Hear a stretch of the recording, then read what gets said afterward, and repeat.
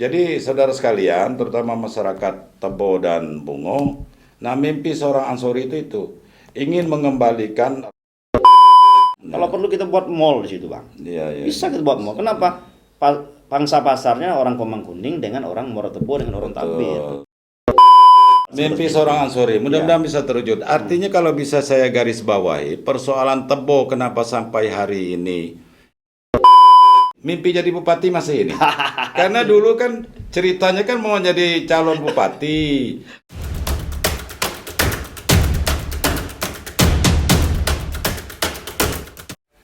Halo semua, Assalamualaikum warahmatullahi wabarakatuh. Salam sejahtera buat Anda semua. Jumpa lagi dengan interview podcastnya Bang Dori. Hari ini setelah sekian bulan menunggu dan belum ada sahutan, dan alhamdulillah pagi hari ini kita sudah kedatangan tamu istimewa ini.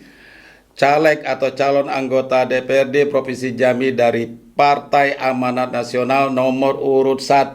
Insya Allah. Ya, untuk Dapil, Bungo dan Tebo. Adinda Ansori. Kalau orang Tebo sudah ada aneh lagi ini. Memanglah luar biasa pergerakannya. Beliau ini saudara sekalian sebelumnya juga aktif sebagai aktivis mahasiswa dan di dunia pergerakan Islam. Lalu dia juga pernah menjadi jurnalis dan pengalaman politiknya cukup mumpuni. Beberapa kali menjadi tim sukses, mulai dari tim sukses bupati sampai tim sukses gubernur. Terakhir beliau menjadi juru bicara Harisani, tim pemenangan Harisani, dan itu sudah ditunjukkan bagaimana pergerakan dan keberhasilan beliau. Sepertinya pada pemilu 2024 ini beliau mencoba untuk uji nyali ini. Sejauh mana ini bisa berkompetisi dengan para senior, anak muda ini kan. Nah, jadi kita akan berbincang dengan beliau siapa sosok Ansori ini sebenarnya. Oke, silakan. Perkenalkan diri dulu, karena belum tentu semua masyarakat Bungo Tebo itu mengenal gitu kan. Gitu, Bang, ya. Jadi gaya mengenalnya gimana nih? terserah mulai dari mana. Terserah mulai dari mana. Mulai dari sekolah TK boleh. Oh, ya. Assalamualaikum warahmatullahi wabarakatuh. Waalaikumsalam. Hai. Hai. Bang, terima kasih banyak, Bang, sudah Oke. mengundang saya hadir pada hari ini. Seperti yang Abang bilang kemarin, memang sudah lama Abang undang saya. Sudah sangat lama ini. Sebenarnya bukan arti sebelum studio ini pindah ke sini ini, masih studio pertama. Boleh jujur gak jawabnya, Bang? Ya, boleh. Ngapo sampai baru hari ini saya bisa? Itu banyak pertimbangan, Bang. Pertimbangan. Pertama, jujur bela. Nomor urut belum keluar. Kan itu sebenarnya kan. Karena saya takut, Abang kalah tahu. Isi dalam saya lah tahu dari dulu. Enggak semuanya sekarang. Udah hebat sekarang ini. Jadi lama pikir, macam mana cara menghadap Bang Dori kayak gitu. Artinya gini, Bang, saya enggak mau nanti dianggap orang yang sudah hebat. Dan jujur kalau kita berbicara sejarah kita dulu, saya banyak berterima kasih dengan Bang Dori ini. Jujur itu, Bang. Pertama sudah mengurus saya, mungkin orang yang pertama yang mengurus saya selama saya di Jambi itu adalah Abang. Jujur, Bang. Itu biasa itu. Karena saya dulu kan awal ke Jambi. Rindo kan pernah juga ngurus Abang kan? Nah, ini cerita sejarah, Bang. Iya. Cerita sejarah. Dulu kan pertama datang ke Jambi tahun 2000, saya kan enggak punya keluarga, sanak keluarga. Iya. Dan alhamdulillah kita dipertemukan, Bang. Jadi ketika saya ketemu dengan Abang, ternyata ya banyak sekali masukan-masukan yang Abang beri kepada saya, motivasi. Racun lah ya. Termasuk racun juga kan. Mulai dari kuliah dulu ikut ngompor juga kan. Iya. Tapi alhamdulillah semuanya itu kan menurut saya proses. Ya, membangun daya kritis. Bahkan ketika saya kuliah, Abang memotivasi saya bagaimana hidup di rantau. Bagaimana hidup menjalankan kuliah. Jangan sampai kuliahnya terbengkalai walaupun kita bukan orang yang tidak punya. Dan itu hampir terbengkalai. Hampir terbengkalai. Ini curhat cerita ya. Nah, buktinya 5 tahun baru selesai. 5 tahun baru selesai. Tapi alhamdulillah selesai. Selesai. Sampai ini kita cerita dikit, Bang, ya. Oh gitu. Setelah kuliah kemana lagi? Bahkan belum selesai waktu itu. Belum. Aku ini kan waktu itu istilahnya pengen mencari istilahnya pembiayaan sendiri. Abang lah yang mengajar saya. kau masuk jadi wartawan. Ya. Ingat bang? Karena memang jadi wartawan tuh episode itu kan. Nah itu tadi bang. Karena mungkin saya percaya dengan abang juga sebagai wartawan senior pada waktu itu. Ya udah saya Bismillah pengen jadi wartawan. Bahkan abang mempertemukan saya dengan seseorang. Saya pernah ikut Pempreda ya. Pempreda pada waktu itu. Saya masih ingat tempatnya bang. Di Sungai Kambang. Mungkin abang lupa. Tapi alhamdulillah itu saya jalani. Orangnya siapa? Mutadi. Halo, Bung Mutadi. Pataya dia. Terima kasih banyak Bang Mutadi sudah mengajarkan saya banyak hal lah di media itu. Pemret Jambi TV waktu itu. Nah, singkat cerita, bukan hanya sebatas itu, saya nuntut lagi Bang. Ingat waktu saya mau nikah, abang lah orang yang pertama membawa saya ke rumah calon mertua saya pada ini dah jadi cerita caleg gitu. Nah, jadi makanya banyak berpikir kemarin datang apa tidak di podcast Bang ini gitu. Bakal cerita itu gitu. Intinya Bang banyak tahu lah tentang saya mulai. Padahal saya tidak ada cerita itu tadi, cerita caleg ini. Nah itu bang, itu alasan salah satu alasannya, dan alhamdulillah hari ini ya mudah-mudahan apa yang kita sampaikan nanti bermanfaat gitu bang, kira bang. Ya, dan itu juga alasan saya kenapa kita berharap masyarakat Bungo Tebo ini melalui konten ini, melalui channel ini ya kita mengimbau ya bantulah support beliau ini. Karena saya tahu persis perjalanan karir dia gitu kan. Tapi yang belakangan, yang terakhir ini yang ke depan saya tidak tahu lagi. Apalagi setelah sukses jadi jubir Pak Gubernur gitu kan. Jadi beliau punya idealisme yang cukup mumpuni gitu kan, dan punya perhatian bagaimana daerah ini, daerah asal paling tidak ya, Tebo dan Bungo untuk bisa berkembang. Nah maka kita langsung saja ini Dindo, siap bang, langsung saja ini cerita persiapan ini, karena ini sudah sosialisasi kan. Pileg ini tinggal 5 bulan lagi ya. Sekitar 5 bulan lagi, Bang. Tanggal 24 Februari. 14 Februari. Ya. Kalau pilkada dimundurkan jadi majukan jadi September. Yang tadinya November jadi September ya. Tanggal belum ya? Tanggal belum ya, Bang. Nah, kita nanti cerita pilkada nih. Apa yang ingin juga nyari nyalon Bupati Tebo, tapi yang jelas caleg ini dulu. Nah, sejauh mana nih? Setelah bersosialisasi, nah kita campur-campur nih bahasa Jambi, bahasa Indonesia ada boleh apa? Bang ya? Supaya orang dusun kita juga tahu gitu. Siap. Gitu. Jadi setelah bersosialisasi dengan masyarakat, tahapannya sosialisasi kan? Belum kampanye, belum kan? Belum kampanye, Bang. Nah, apa yang sudah dilakukan selama ini, selama sekian bulan ini? Ya. Kegiatannya apa saja itu? Pertama mungkin kalau bicara caleg, awalnya saya enggak terlintas bang, mau nyalek. Enggak terlintas maksudnya apa nih? Sangat tidak terlintas. Enggak ada berencana gitu? Tidak berencana awalnya. Mau langsung jadi bupati? Bukan gitu bang. Tidak direncana, itu maksudnya gini, karena saya kan banyak perlu untuk maju itu memang butuh perhitungan. Oh iya, iya. Apalagi mantan aktivis, tidak mau asal coba-coba gitu bang. kan. Bagaimana saya mungkin pertama saya melihat peluang dulu lah. Kita kan kalau pengen maju itu di SWOT dulu ya. SWOT dulu. Yang kedua bagaimana dengan amunisi misalnya. Amunisi. Itu penting Bang. Wah ya. Apalagi jelas itu. Ya, tapi alhamdulillah ternyata semuanya itu kembali kepada niat gitu. Sesuai dengan yang Abang ajarkan dulu kan. Iya. Niat. Nah, balik lagi cerita lamu lagi ini. Ada terus. Kalau niat itu ada, insya Allah manjadda wajadda. Ya. Dan sampai barang siapa bersungguh-sungguh pasti akan mendapat. Iya. Nah, alhamdulillah selama dalam perjalanan ini mulai dari saya diterima oleh Partai Amanat Nasional sekitar 1 tahun yang lalu. 1 tahun ya. Bergabung dengan Partai Amanat Nasional dan langsung diterima baik oleh Pak Haji Bakri. Dan seketika itu saya ditawarkan untuk mencalonkan diri. Iya. Nah, alhamdulillah ya singkatnya saya terima. Ya seperti biasa saya turun ke bawah. Turun ke masyarakat, dari desa ke desa. Ke desa, balik ke dusun. Kebetulan saya kan memang lahir di Kabupaten Tebo, tepatnya di Simpang Limo, Bang. Ya. Jadi selama dalam perjalanan sosialisasi, sebenarnya saya kalau turun ke bawah itu Bang, bukan saat kampanye, bukan saat sekarang. Dari dulu memang ya sudah sering turun. Iya. Karena waktu jadi wartawan dulu itu tuh saya ikut sering turun ke masyarakat sampai ke desa-desa. Setiap apa yang menjadi persoalan di masyarakat itu ya tugas wartawan kan. Iyalah. Terus belum lagi mengikuti kunjungan kepala daerahnya, Betul. belum lagi mengikuti kunjungan para SKPD pada waktu Jadi itu. tahu persis persoalan-persoalan persis, di tengah Bang. masyarakat. Bagaimana keluhan orang desa mengenai infrastruktur, mengenai pendidikan mereka, mengenai Kesehatan, banyak hal segala lah, macam. kesehatan dan artinya apa yang dirasakan oleh masyarakat desa itu, dan saya pernah merasakan itu dulu.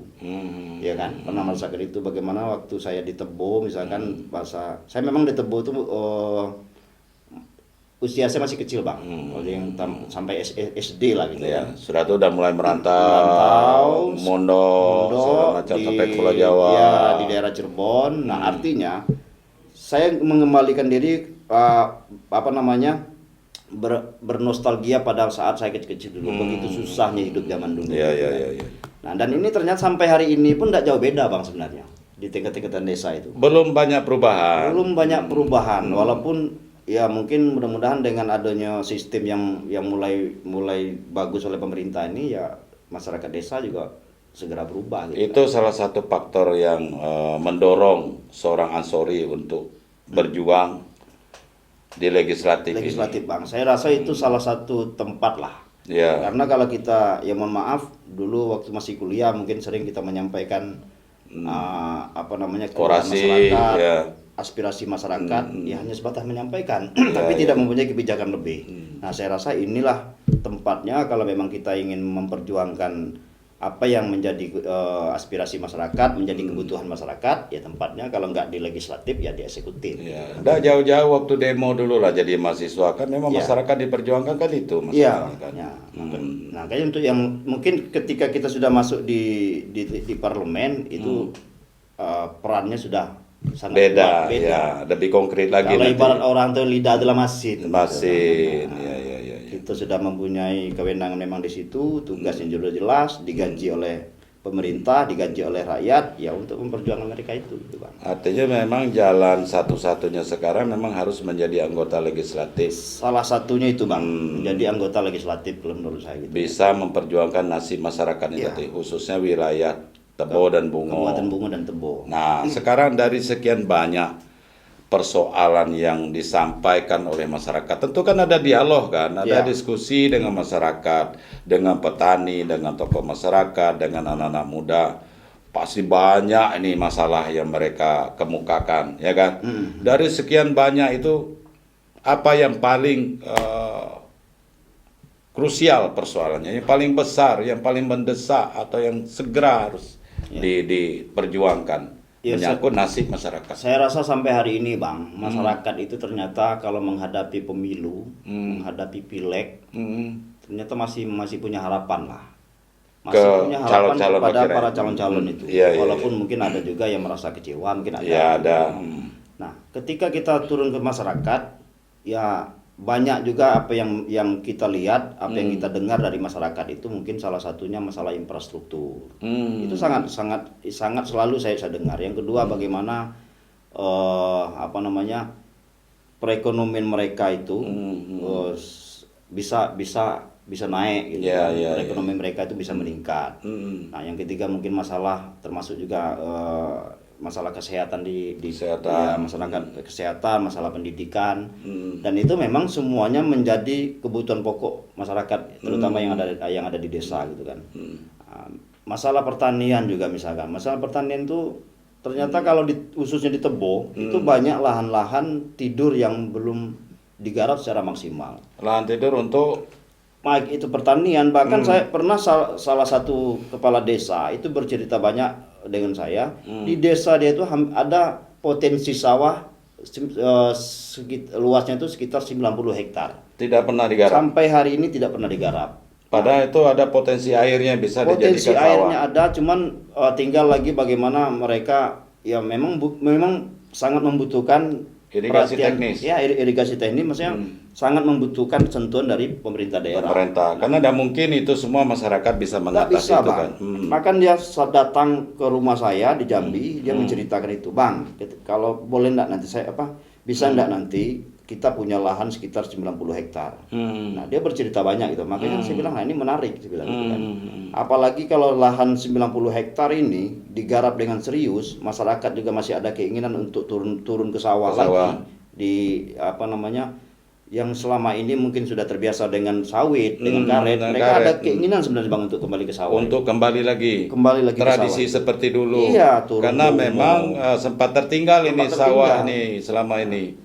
Sampai Pak Kades itu bilang, jangankan 90 hektar Bang, kami bisa mendapatkan 50 hektar aja atau separuhnya aja itu sudah Itu lumayan. baru satu desa. Satu desa Bang. Dan mayoritas memang karena kita ini wilayahnya topografinya dekat dengan Sungai Batanghari, banyak areal persawahan atau area-area lain yang bisa digarap menjadi sawah itu sangat dekat dengan Sungai Batanghari. Jadi persoalan air mestinya ada jadi kendala sebenarnya.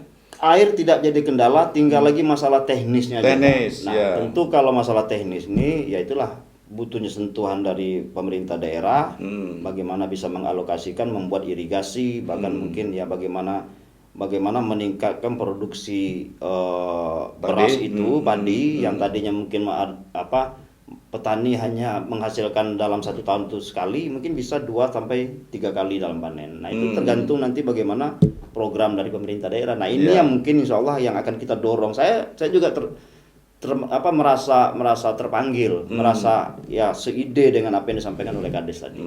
Nah sampai saya juga pernah berdiskusi mengenai bagaimana ketika petani ini panen, tentu kebanyakan selama ini kan petani ini bukannya tidak mau berkebun Bang, tidak mau bertanam. Mereka ini memikirkan setelah berhasil itu kemana pemasarannya ini. Benar, nah, itu kendala. Makanya ini nanti perlu kita dorong kerjasama dengan pemerintah daerah, dengan dinas terkait. Ya dinas ini mohon maaf lah, mereka kan punya fungsi masing-masing sebenarnya. Misalkan dinas perdagangan, sudah jelas perdagangan mencarilah kerjasama keluar bagaimana mencari pemasaran terhadap hasil daripada petani-petani maupun potensi-potensi masyarakat yang ada di daerahnya itu. Dan itu menarik memang. Sama dengan problem kita sekarang ini, pemerintah menggiatkan bagaimana UMKM ini terus bangkit, ya kan? UMKM harus maju. Walau masyarakat ini berbagai macam kegiatan UMKM, bikin kue, apa segala macam. Setelah itu daya beli kan lemah. Yang diajarkan hanya bagaimana membuat UMKM, membangun UMKM ini, kemudian promosi. Tapi siapa yang mau beli gitu kan? Barang numpuk. Akhirnya masyarakat menjadi itu persoalannya Bang. Malas. Nah begitu juga persoalan sawah ini. Nah sawah kalau terus digarap, produksi membeludak, siapa yang mau beli gabah? Kalau tidak ada pemerintah turun tangan. Bang. Nah ini memang efeknya kembali ke kebijaksanaan pemerintah pusat dan daerah. Jangan lagi beli beras impor, kan ke situ jadinya. Kalau kita ngimpor beras dulu, bagaimana kita mau laku di sini, Bang? Saya rasa Bang, gitu. Kalau hampir separuh potensi sawah di Tebo itu atau di Bungo itu tergarap saja, mungkin provinsi untuk memenuhi kebutuhan Jambi ini cukup Bang. Bisa swasembada. Bisa swasembada. Iyalah, belum lagi dari Kerinci, dari Tanjung Jambung Timur, Tanjung Jambung Barat, dari Bungo itu Batang Uleh, irigasinya luar biasa itu. Makanya nah ini menarik. Nah, terus mengenai pemasaran, saya sempat berdiskusi juga dengan beberapa tokoh di sana, termasuk juga dengan kepala desa mengenai pemasaran. Contoh yang Mbak bilang tadi masalah UMKM. Sebenarnya tugas kita itu hanya mengajak masyarakat. Untuk yang mau bersawah aja. Tugas petani cukup kamu menanam, hasilnya nanti kami yang tanggung jawab. Saya pengen seperti itu. Bagaimana caranya? Inilah yang perlu kita dorong nanti. Pemerintah daerah itu melalui BUMD misalkan. BUMD ini harus bekerja di situ. Tampung semua apa yang dihasilkan oleh petani. Nanti BUMD inilah yang akan menjual apa yang menjadi yang dihasilkan oleh petani ini. Termasuk juga UMKM. Nah, saya sangat optimis Bang untuk melakukan itu. Dasarnya ada. Contoh sekarang. Kebetulan ketua umum kami ini kan Menteri Perdagangan. Saya sedikit banyak mungkin tahulah. Misalkan ada, kalau bisa kita bisa tembus ke kota ekspornya. Misalkan kita lihat nanti di kementerian itu kira-kira kita bisa mengekspor apa ini. Kalau kita bisa mengekspor beras ke luar negeri, kita sudah punya kuota situ, kita ambil kuota situ. Tapi kita sudah siap stok gitu kan. Misalkan dalam 1 bulan berapa ratus ton yang bisa kita serap di situ. Nah, begitu juga dengan UMKM. Ternyata barang-barang yang diekspor ke luar negeri itu kan tidak hanya sebatas barang apa ya, Bang. Sekarang apa istilah itu, sekedar kipas yang terbuat dari buluh kata orang dusun tuh, itu bisa diekspor juga keluar. Bisa, asal memenuhi kriteria iya. mereka. Nah, ini kan tinggal lagi teknis cara membuat. Ya. Bagaimana cara membuat biar bagus? Ya, itulah tugas kita, nanti kita cari. Ya, termasuklah mungkin kalau ada pihak-pihak desa yang studi banding ke daerah luar, dicari tempat desa yang kira-kira memang dia mempunyai UMKM yang bagus. Nah, ini kan perlu diajar kepada masyarakat itu. Nah, ini ide cerdas. Jadi benar kan, kalau seorang mantan aktivis dari dunia pergerakan, pernah jadi wartawan, ketika mau jadi caleg ini bukan kaleng-kaleng, ya kan? Ini udah kita buktikan bahwa dia punya dasar, punya kerangka pemikiran gitu kan. Tidak apa-apa kan, kita promosi sedikit ini. Itu berdasarkan ya kan? Pengalaman mungkin. Pengalaman, ya. Ya. Ada, ini maksud saya ke begini nih. Ada caleg, ya kan? Ujung-ujung jadi caleg, jangankan jadi aktivis atau jadi ketua ini itu, ketua RT pun belum pernah gitu kan. Jadi itu salah satu yang belajar dulu. Saya sarankan kepada baik itu kepada teman-teman yang ada di dapil, kepada masyarakat juga. Minimal saya bilang kalau persoalan pilihan kembali kepada hati masing-masing. Cuman kalau saya pengen boleh kasih saran, carilah orang yang duduk di DPR itu, syarat pertama itu dia bisa ngoceh dulu. Iya. Berani bicara dulu. Persoalan salah jangan atau benar dulu datang nanti terima duit gitu kan. Karena apa? Tugas DPR-nya kan salah satunya memang dibayar untuk ngomong di situ. Iya, menyampaikan aspirasi masyarakat. Kalau cuma diam gitu. Apalagi DPR ini kan dia sudah punya hak imunitas. Boleh berbicara apa saja, tapi kalau yang lebih bagus itu membicarakan memang kebutuhan dari masyarakat itu sendiri. Benar. Gitu. Masa masyarakat membayar kita untuk diam, untuk tidur di situ kan? Nah, apakah saya harus dipilih? Ya, silakan nilai sendiri. Iya. Harus dipilih, wajib dipilih. Iya. Oke, tadi bicara masalah dari sektor pertanian, perkebunan. Walau kita tidak terlalu detail ya, itu pasti banyak beliau bisa mungkin melakukan ini dalam dialog diskusi dengan masyarakat seperti apa nanti. Kita ke infrastruktur. Tadi sudah diceritakan sedikit. Nah, infrastruktur apa yang paling ini? Kalau infrastruktur di dapil saya itu, Bang, yang paling menjadi keluhan masyarakat tuh yaitu masalah jalan. Jalan ya, khususnya di Tebo ya. Khusus di Tebo lah.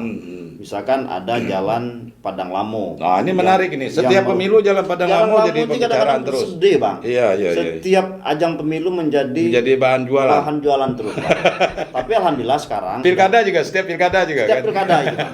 Tapi alhamdulillah sekarang, Bang, itu sudah tidak panjang lagi lah jalan yang rusak itu. Masih inilah. Ya, tapi belum begitu sempurna.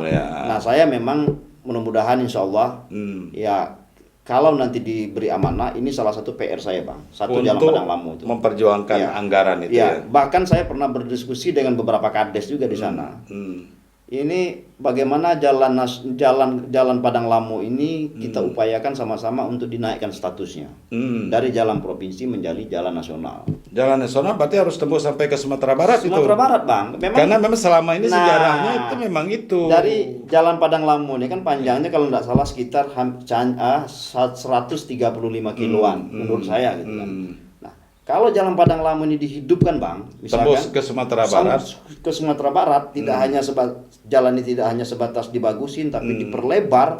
Saya sangat yakin perekonomian masyarakat desa di sepanjang jalan itu akan tumbuh di situ, Bang. Iya, jadi saudara sekalian bagi yang belum tahu, jalan Padang Lamo itu bahasa Jambi lama ya bahasa Indonesianya.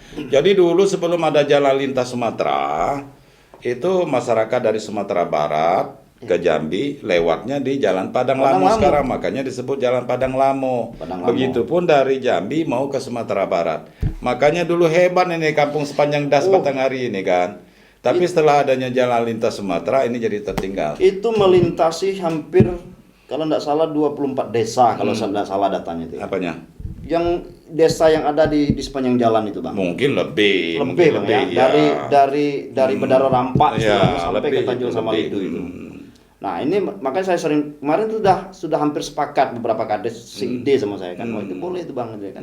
Ya bisa kita nanti ajukan. Belum terlambat lah Belum kalau. terlambat, Bang. Jadi kita ajukan jalan ini menjadi jalan status nasional dan itu memang harus diperlebar, diperbagus. Ya memang biayanya memang cukup tinggi. Nah inilah gunanya kita untuk. Apalagi nanti jalan tol udah jadi, ini jadi jalan alternatif, iya kan? Pertama bisa meningkatkan perekonomian masyarakat di sana, Bang. Kan di sana kan tempat aksesnya lewat perkebunan. Benar, iyalah. Yang kedua, mempersingkat jarak. Betul. Kalau kita mutar, misalkan tidak menggunakan jalan Padang Lamu, itu bisa 2 jam, pemotongan waktunya. Sangat dekat sekali. Kalau dari Jambi lewat jalan Padang Lamu, berarti mungkin 5 atau 6 jam udah sampai ke Sumatera Barat. Sampai, Bang. Sampai kan. Kalau sekarang kan mesti ya mutar sampai. lagi. Mutar dulu ke Bungo dulu ini, ke Bungo dulu. Jadi saudara sekalian, terutama masyarakat Tebo dan Bungo, nah mimpi seorang Ansori itu ingin mengembalikan ruh jalan Padang Lamu itu seperti semula. Multiplier efeknya tentu saja untuk meningkatkan perekonomian masyarakat. Ya kan gitu? Gitu, Bang. Tapi melalui kewenangan dia nanti sebagai anggota legislatif, apabila diamanahkan, ya tentu anggarannya yang harus. Selama ini kan masih ya sedikit-sedikit ini kan. Anggarannya selama ini ke informasi yang saya dapat memang hanya sebatas tambal sulam lah. Tambal sulam. Saya punya pikiran kenapa enggak sekaligus saja. Iya. Kalau hitungan kita mungkin kalau selama ini hanya sekitar 15 miliar, kan paling banyak misalkan 25 miliar. Kalau 25 miliar berapa banyak lah, berapa panjang lah, Pak? Berapa panjang, biaya jalan itu kan besar. Nah, alhamdulillah mudah-mudahan ke depan 2024 karena mungkin di masanya Pak Gubernur ini sekarang kan memang sudah fokus ke jalan juga nih, Bang. Sudah multi-yes, sudah banyak gitu kan. Ada misalkan yang di daerah Muaro Jambi, yang di daerah Sarolangun, itu kan ratusan miliar dianggarkan walaupun secara multi-yes. Nah, ke depan ya kita berharap ya jatah Tebo lagi gitu, Bang. Iyalah. Nah, jalan Padang Lamu mungkin tinggal sedikit, ada satu PR lagi, Bang. Dua jalan lagi yang menurut hemat saya itu harus diperbaiki segera. Satu lagi itu jalan Betung Berdarah namanya. Oh, Betung Berdarah. Jadi jalan Betung Berdarah bisa ini tembus Merangin. Bisa tembus ke Kabupaten Merangin. Itu satu. Itu jalannya memang sudah hancur-hancur. Hancur ya. Kalau abang pakai sedan, kalau pakai mobil biasa double kabin, nggak bisa. Apalagi pakai sedan. Itu satu. Kalau jalan ini juga dibagusin, ini salah satu yang bisa menopang perekonomian masyarakat. Iya, karena memang dari dulu udah disebut jalan tuh urat nadi perekonomian, ya kan. Bagaimana bisa potensi daerah itu bisa bangkit kalau jalannya hancur. Oke, soal lain ada lagi? Satu lagi yang paling penting itu jalan antara Kawamang Kuning dengan Muara Tebo. Oke. Nah, sebelum itu dipaparkan kita minta dulu penonton kita untuk subscribe dulu. Coba imbau dulu orang Tebo dan Bungo. Halo orang masyarakat Jambi, khususnya orang Tebo dengan orang Bungo. Jangan lupa tonton Bang Dori Podcast. Like dan subscribe Bang Dori Podcast ini. Saya tengok lah banyak nih followernya.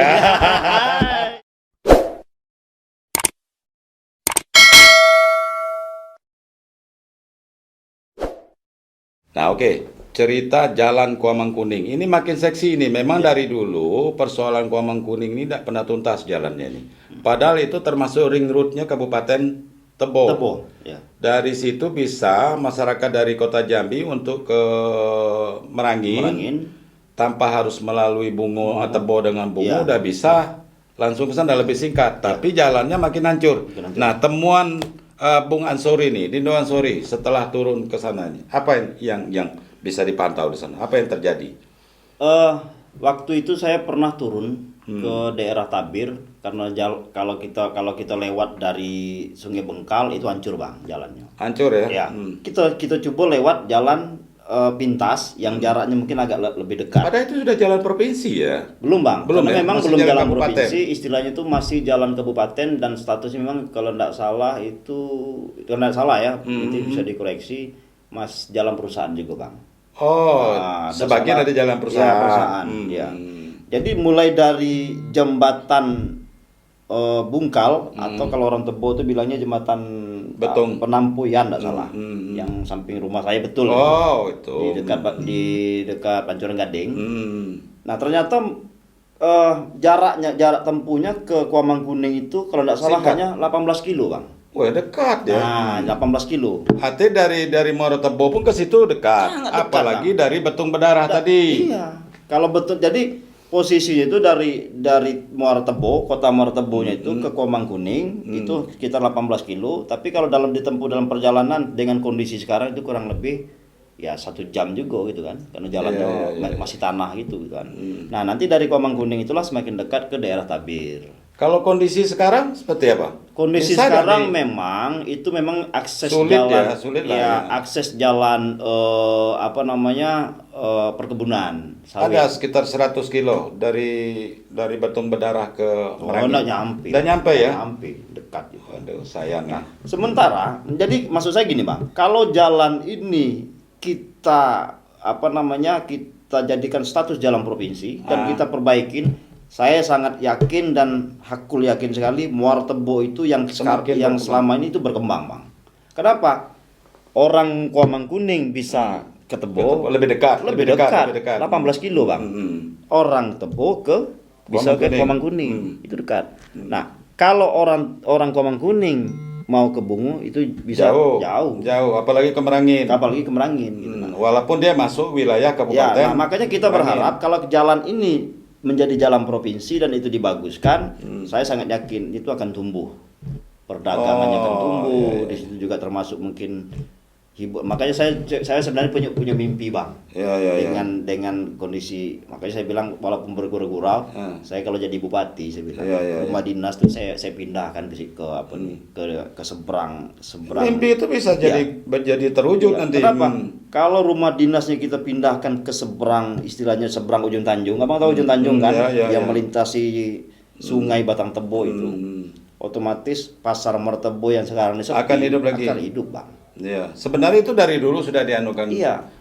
Nah, kita pindahkan situ, nanti di lahan yang masih banyak kosong itulah akan kita bangun nanti, apakah situ ada bangunan baru. Kalau perlu kita buat mall di situ, Bang. Iya. Bisa kita buat mall. Kenapa? Pangsa pasarnya orang Kuamangkuning dengan orang Muara Tebo dengan orang Tabir. Betul. Dekat di situ, Bang. Nah, rumah dinas yang lama mau dijadikan apa? Kita jadikan kampus saja. Kampus atau banyak lah yang Banyak lain. hal lah Iya, gitu. iya. Itu satu itu. Itu mungkin, Bang. Mimpi lah. Mimpi seorang Ansori, mudah-mudahan bisa terwujud. Artinya kalau bisa saya garis bawahi, persoalan Tebo kenapa sampai hari ini ya boleh dikatakan agak sedikit kurang bisa cepat berkembang, mengejar ketertinggalan dengan kabupaten lain, karena persoalan jalan ini tadi. Jalan, Bang. Jalan. Kalau menurut saya jalan. Jalan. Jadi ini yang memang jadi kendala besar selama ini. Kalau jalan itu bagus, saya sangat yakin investasi juga cepat datang ke sini. Karena potensi lahan juga di Potensi sana lahan masih lumayan masih- banyak. iya. Ya.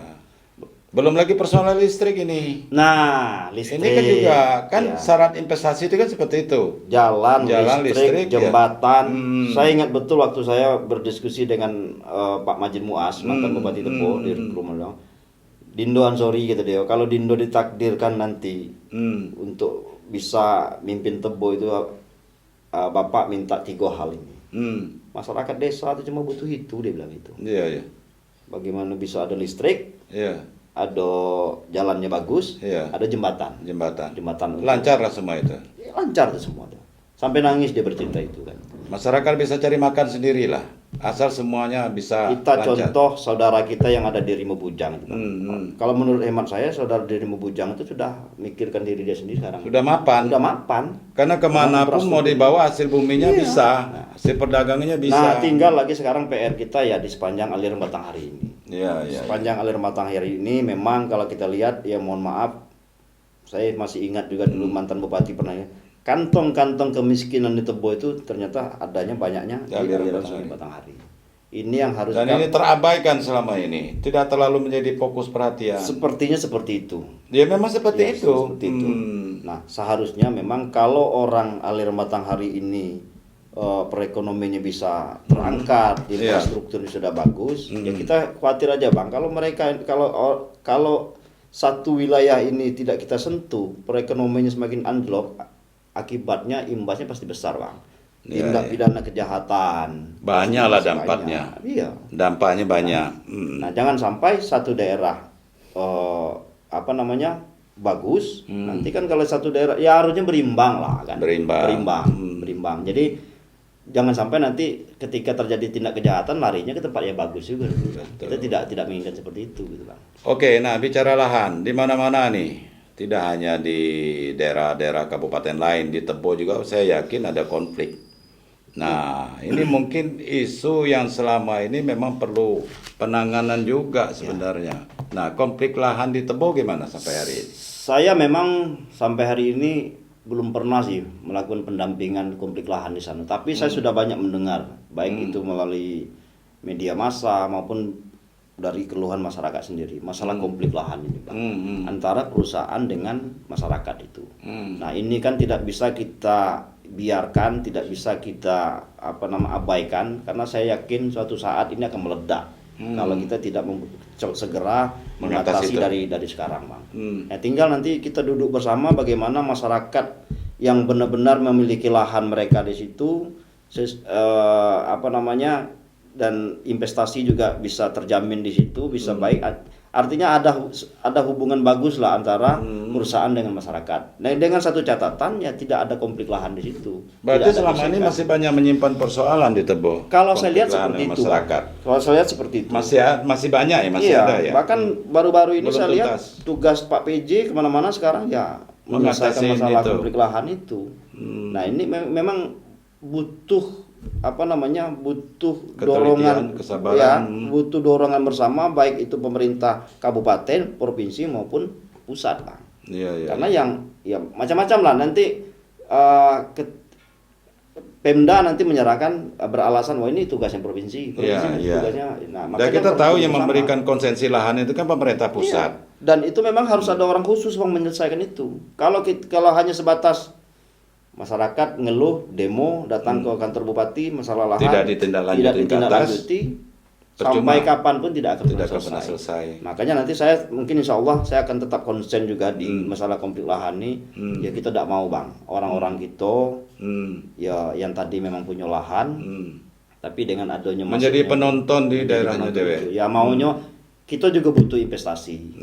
Kita juga butuh orang yang perusahaan yang bisa mengangkat perekonomian masyarakat. Tapi memang bentuk kerjasamanya itu harus benar-benar real gitu Bang. Jangan sampai terjadi seperti Rempang Galang. Gitu. Nah itu salah satu kan? contoh besar. Jangan sampai terjadi itu.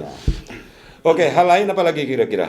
Mimpi seorang Ansori ini bila nanti diamanahkan masyarakat duduk sebagai anggota DPR. Dia awal dari mimpi dulu Bang ya. Kalau tanpa mimpi bagaimana mewujudkan? Mimpi itu adalah rencana. Dari mimpi baru dibuat rencana.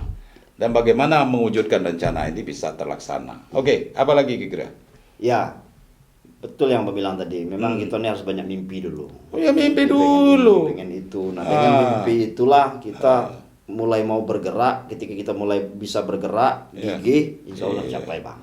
Termasuk podcast ini mimpi dulu awalnya ini, ya kan? Saya dulu pernah dengar, tidak salah Bang, bahwa di Bungo itu kan pengen jadi kabupaten atau menjadi kota Madia. Kota Madia. Setelah saya amati, memang sebenarnya sudah layak. Lebih dari layak. Iya. Dan dampak untuk masyarakat juga, untuk daerah juga bagus gitu kan. Iya, kita tahu bahwa itu ya, sorry saya potong, kita tahu, kita tidak perlu menyebutkan nama daerahnya. Dulu sebenarnya yang lebih layak itu Bungo untuk dijadikan kota, ya kan. Tapi entah kenapa ya mungkin perjuangan di level pusatnya yang kurang, sehingga jadi daerah lain gitu. Nah, apa ini? Terkait hal apa soal ini? Yang jelas saya pertama sangat mendukung dan bahkan nanti ingin mendorong cita-cita terbentuknya kota ini. Kalau memang itu masih menjadi cita-cita. Iya, kalau memang menjadi cita-cita bersama, insya Allah melalui status saya nanti saya akan dorong itu Bang. Dorong itu, perjuangkan itu. Iya, baik itu berkomunikasi dengan DPR RI, bahkan saya dengan sampai ke presiden pun saya siap. Ya kan? Kalau memang itu masih menjadi keinginan masyarakat. Nah, ada kota Madia di Bungo dan ada kabupaten. Ada kabupaten. Iya. Yang tidak ada ruginya juga Bang. Jadi kota sendiri ya otomatis dana dari pusat juga Iya. akan Karena tujuannya kan untuk pertumbuhan ekonomi masyarakat juga. yang gitu jelas kan. kan kita ini kan tujuannya semuanya untuk masyarakat lah, untuk kita juga gitu kan. Kalau kita sejahtera, masyarakat sejahtera, aman dunia ini bang. Iya. Nah ini bergeser sedikit lah, agak bergeser sedikit dari caleg ini. Mimpi jadi bupati masih ini. Karena dulu kan ceritanya kan mau jadi calon bupati. Gembar-gembornya kan itu kemana-mana. Ansori for Tebo, gitu. Bang, apa ya? Semua orang pasti punya mimpi lah, Iya. ya kan? Pengen. Nah kalau mimpi sih oke. Ya. Sekarang kan terkait dengan itu, apa masih ada keinginan itu? Keinginan itu insya Allah masih ada bang. Jadi caleg dulu ya. Apa ya? Ya kalau sekarang ini mungkin Tuhan membuka jalan untuk caleg, Ya, kita harus menghadapi caleg itu dulu. bang, caleg Oke. dulu. Iya. Nanti di tengah perjalanan kita cari siapa sih kader-kader yang bagus nanti ke depan. Iya. Kalau memang ada orang yang memang berniat menjadi bupati dan bisa menjamin, Iya. bisa mensejahterakan Tebo itu, bisa memajukan Tebo itu, ngapa tidak kita dukung? Benar. Hari ini Ya. kita bicara ini mudah-mudahan menjadi sejarah gitu loh. Amin, Bang. Suatu ketika ini akan yang kita bicarakan di podcast hari ini menjadi bukti gitu. Karena mimpi seorang Ansori ini untuk memajukan Tebo khususnya itu luar biasa. Dan untuk Bungo tadi beliau ingin mendorong bagaimana keinginan masyarakat di sana, keinginan pemerintah daerah di sana menjadikan Muara Bungo juga menjadi Kota Madia dan Kabupaten Bungo menjadi dua wilayah pemerintahan iya. gitu kan. Nah khusus Tebo seperti itu tadi. Dan yang paling krusial persoalannya adalah masalah jalan. Sehingga dengan selesainya persoalan jalan, ya mudah-mudahan persoalan ekonomi juga bisa diatasi. Nah, satu lagi bang, Ya, Mas oke, Ikan, oke. mungkin. Saya punya mimpi nanti bagaimana kalau nanti saya diamanahkan, saya punya mimpi bagaimana nanti di Tebo itu punya sebuah tempat, boleh mungkin disebut rumah aspirasi bersama lah. Rumah aspirasi bersama. Misalkan gini bang, kita di Tebo itu kan sekarang ada kalau tidak salah 10 anggota DPR ya dari Bungo Tebo itu. Nah kita ke depan tuh duduknya benar-benar bersama, ada kerjanya bersama gitu bang. Di Tebo. Di Tebo itu. Anggota DPRD Provinsi Jambi dari Dapil Bungo Dapil Tebo. khususnya Bungo Tebo. Oh, iya. Kalau mau digabung dengan nanti dengan DPR RI. Dapil Bungo Tebo itu, misalkan gini. Hmm. Nanti kita usahakan di Tebo itu kita kerjasama dengan pemerintah daerah, carikan lahan, misalkan berapa setengah hektar atau apa, ya kan? Nanti kita buat rumah bersama di situ. Disitulah nanti anggota DPR yang usulnya Dapil Bungo Tebo itu ketika pulang ke daerah Berkantor di sana. berkantor di sana, Menerima aspirasi menerima masyarakat. aspirasi, Berdiskusi di situ. berdiskusi di situ bang. Menjelang mereka hadir mungkin bisa ada disampaikan surat Iya. pengaduan, laporan segala macam. Ini menarik. Kenapa harus ada rumah aspirasi ini? Tapi memang dibuat yang bagus bang. Iya. Misalkan di situ nanti selain mereka ada ruangan-ruangan tersendiri, Ada di situ staf lah yang mengurus ya. ada staf yang ngurus. Di situ bagaimana nanti kita buat semacam aula pertemuan. Di situ nanti kita buat tempat podcast juga di sini. Mungkin mereka ada yang mau podcast silakan. Sehingga dampaknya di situ pertama akan terkonsolidasi semua anggota DPR Dapil Bungo Tebo. Jadi mereka tidak hanya memikirkan, wah akan aku nih orang Mangunjayo, aku mikir Mangunjayo, tidak gitu bang. Oh, udah gitu. Tidak gitu. Karena aku ini orang Tebo Tengah, aku mikir Tebo Tengah. Kan tidak begitu. Tapi bagaimana saling sharing? Karena kita kan belum tahu nih bang. Ketika kita duduk menjadi anggota DPR, pastilah kita mempunyai menempati komisi masing-masing.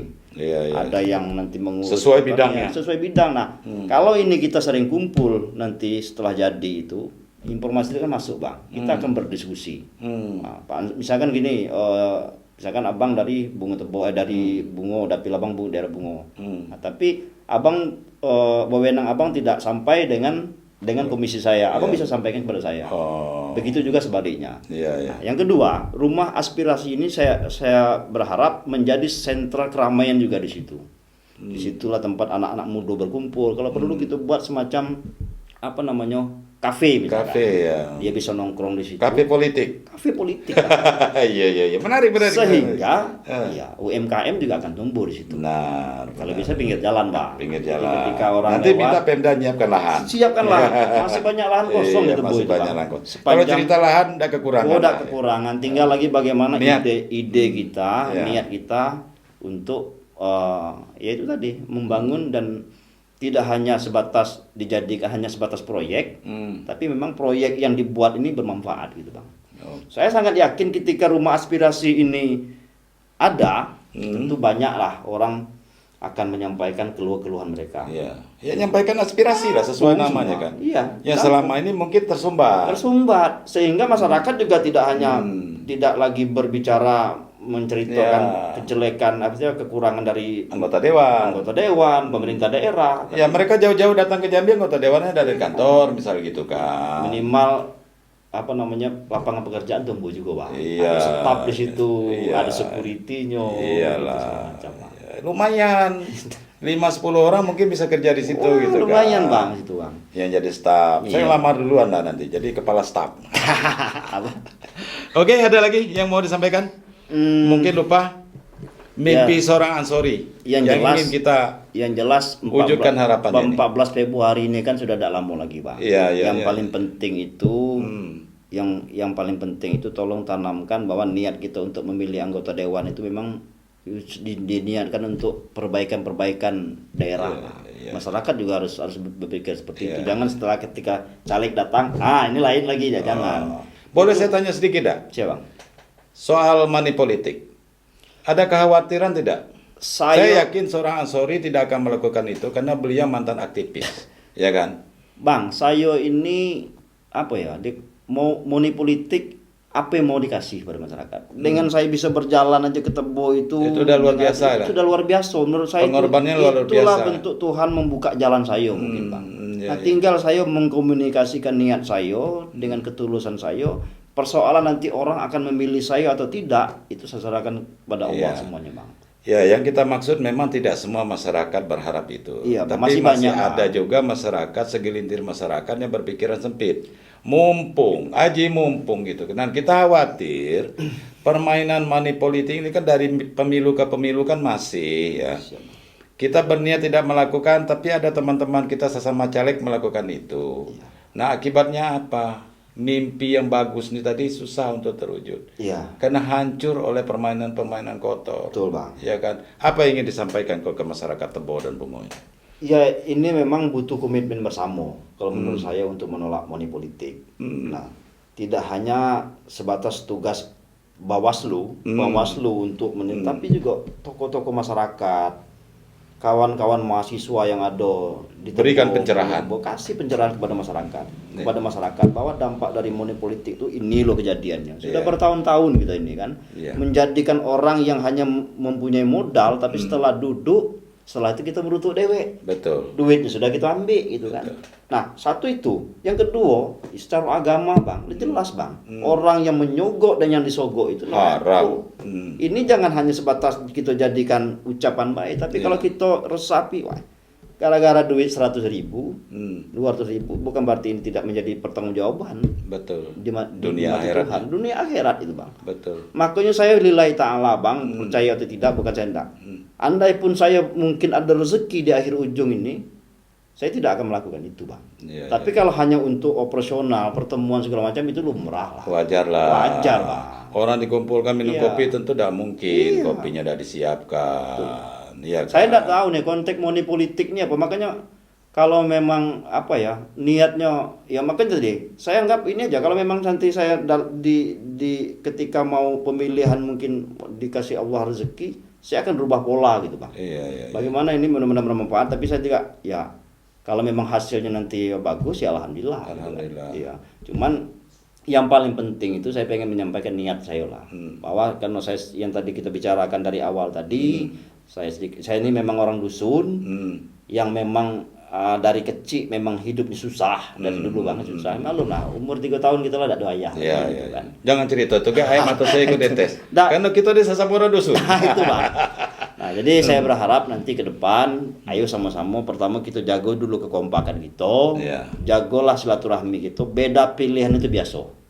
Beda pilihan itu biasa. Jangan sampai nanti gara-gara mendukung caleg A, caleg B, bersebelahan rumah ada teguran lagi. Itu banyak kejadian itu Bang. Nah, makanya kita bangun komitmen itu, silaturahmi kita tetap jalan. Makanya saya Bang di Tebo itu, dia mau timnya si A, mau tim si B, Terserah. si partai A dekati urusan. Iya. Waktunya ngopi kita ngopi. Sama-sama. Sama-sama.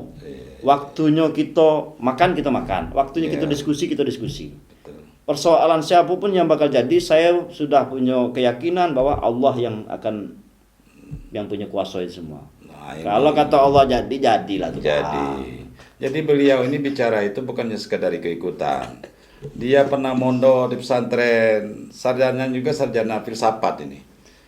Filsafat Islam ya? Filsafat Islam, Bang. Filsafat Islam. Kalau dulu namanya IAIN. Iya, kalau UIN. sekarang Win. Iya. Tadinya saya mau bicara filsafat, Plato, Socrates gitu kan, Mikus segala macam gitu kan. Karena sedikit-sedikit saya ada baca buku itu, tapi kita bicara politik. Itu kali kaget ini. lah, ke depan lagi. Real politik. Oke, ada lagi yang ingin disampaikan Ya. kepada tim-tim ini. Kepada Terima tim. kasih banyak. Pertama mungkin kepada relawan-relawan saya, Bang. Kalau saya tidak punya tim. Ya, ya. Relawan-relawan saya yang memang sudah berjuang selama ini ya untuk menyampaikan untuk menyampaikan tentang saya apa adanya. Saya selalu berpesan dengan kawan-kawan relawan, tolong sampaikan jual diri saya ini dengan apa adanya. Jangan kamu besar-besarkan, jangan kamu tambah-tambah. Promosikan ya. Promosikan apa adanya, Bang. Iya, Ya artinya kalau kita sudah dimulai dengan kejujuran, insya Allah hasilnya akan baik. Itu satu. Yang apa? Nah, mungkin ada relawan squad kami namanya. Oh, squad. Ansori, ada namanya kita buat relawan 1000 relawan Ansori juga. Iya. Alhamdulillah sekarang sudah berjalan lancar, sudah turun juga ke masing-masing desa. Ya terima kasih banyak. Dan yang kedua juga terima kasih banyak juga supportnya dari beberapa tokoh tokoh masyarakat yang ada di desa yang selama ini juga mungkin ada ketertarikan dengan diskusi-diskusi saya selama ini gitu kan, Bang. Yang paling penting itu tadi jago kekompakan, kita selamatkan cita-cita kita pada tanggal 14 Februari nanti. Ansori mudah-mudahan duduk jadi anggota DPR dan berbuat. Kalau tidak berbuat, ke depan jangan pilih lagi. Iya, itu biasa itu. Biasa ceritanya. itu. Oke, saudara sekalian, demikian tadi perbincangan tidak singkat, lumayan panjang dan saya kira isinya daging semua lah ini kan. Oh gitu, Bang ya. Iya. Semuanya itu berkat motivasi Abang juga sebelum-sebelumnya. Saya sengaja mengundang adik saya ke sini tuh apa dia sekedar ikut-ikutan atau hanya mencari kesempatan di tengah kancah politik kekinian ini gitu kan. Ternyata beliau memang sudah mempersiapkan dirinya, punya konsep, punya rencana dan punya mimpi. Dan mimpi itu kalau terwujud ini luar biasa. Amin. Tujuan akhirnya untuk kesejahteraan masyarakat masyarakat, gitu. Terima kasih atas segala perhatian Anda. Jangan lupa tanggal 14 Februari. 14 Februari untuk Kabupaten Bungo Tebo Partai Ansori Espil ya. Espil. Espil dari Partai Amanat Nasional nomor urut 1. Insya Allah sampai ke ujung. Iya. See you di next video. Assalamualaikum warahmatullahi wabarakatuh. Jangan lupa subscribe, like, and share sebanyak mungkin. Oke.